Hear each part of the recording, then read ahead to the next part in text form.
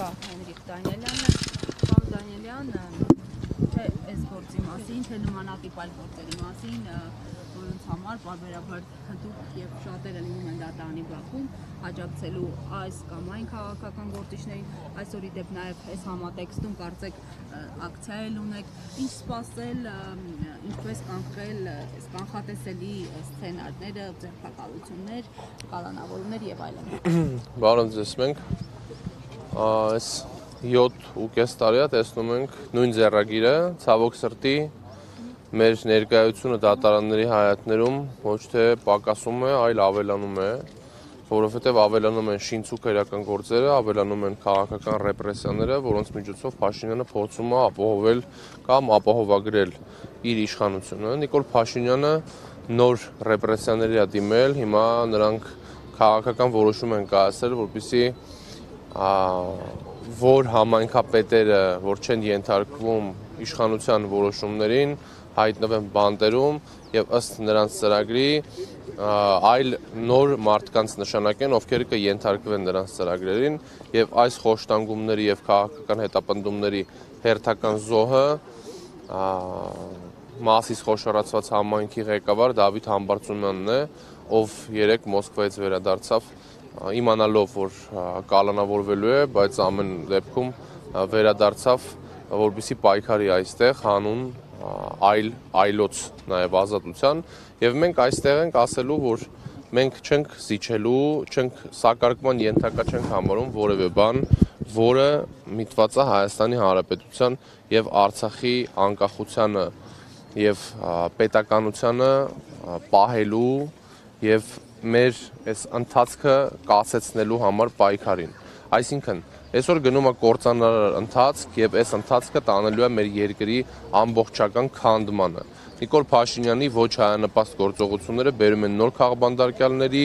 առկայությանը, բերում են նոր մարտահրավերների դեմոկրատիայի, այսինքն ժողովրդավարության դաշտում։ Այսօր Հայաստանում չկա խոսքի ազատություն, որովհետև խոսքի համար կալանավորված են սրբազաններ, բարերարներ, քաղաքապետեր, հասարակական քաղաքական գործիչներ։ Այս տրամաբանության մեջ մենք տեսնում ենք, որ մեր երկիրը շուտով դառնալու է ամբողջ աշխարհի համար այնպիսի երկիր, որտեղ առհասարակ չկա վստահություն, չկա խոսքի ազատություն, որովհետև Փաշինյանի իշխանությունը գնում է բոլոր քայլեր։ Իհարկե, այսօր մենք նաև ակցիա ենք իրականացնելու, որպեսզի միջազգային հանրության հայացքը սևեռենք այս իրավիճակին, որովհետև ինչպես տեսնում եք, միջազգային կառույցները լռում են եւ երկակի ստանդարտների գոյության պատճառով որևէ գործողություն չեն իրականացնում։ Մենք ասելու ենք, որ Հայաստանի ժողովուրդը դեմ է այս ռեպրեսիաներին եւ մենք չենք լռելու եւ չենք համակերպվելու Նիկոլ Փաշինյանի դիկտատուրայի հետ։ Հայ ժողովուրդը պետք է ապրի արժանապատիվ եւ պետք է ապրի ժողովրդական, ժողովրդավար Հայաստանում, ոչ թե դիկտատուրայով եւ այս ռեպրեսիաներով խոսքի անազատությամբ, այսինքն սահմանադրական իրավունքը քաղաքացիների խոսքի եւ կարծիքի ազատության Նիկոլ Փաշինյանի իշխանությունը ոտնահարում է։ Մենք տեսանք նաեւ թե Դավիթ Համբարձումյանի մասով նա միասնական վարչապետի թեկնածու իմպիչմենտի գործընթացի ինչ կատարվեց, գործ, որը 7.5 տարի առաջ էր շինցու որևէ կապ չունեցող Դավիթ Համբարձումյանի հետ, 7.5 տարի հետո այդ գործը վերաբացեցին, որպեսզի կասեցնեն այն ընթացքը, որը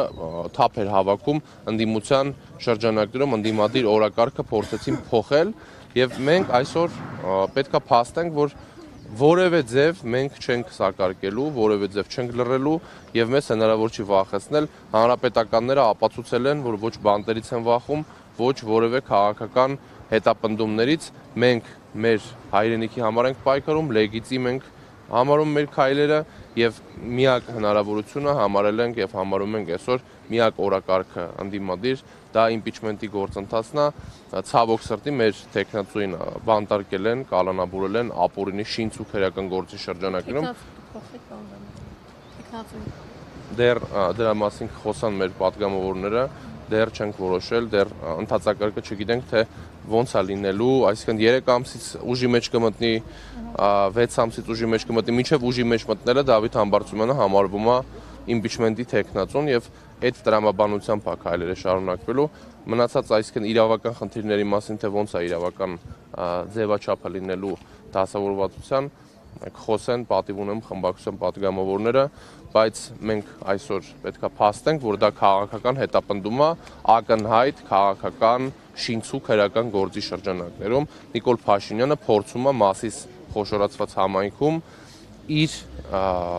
իր թեկնածուին առաջ քաշի, թեև մենք երեք իմացանք, որ դա նրանց մոտ չի ստացվելու, որովհետև ավականների մեծամասնությունը Դավիթ Համբարձումյան դաշինքի ներկայացուցիչներն են եւ մի ընտանիքի պես կուռ նրանք կարողանալու են ձևավորեն այն քաղաքական ընթացքը, որը ընտրել են մասիսցիները։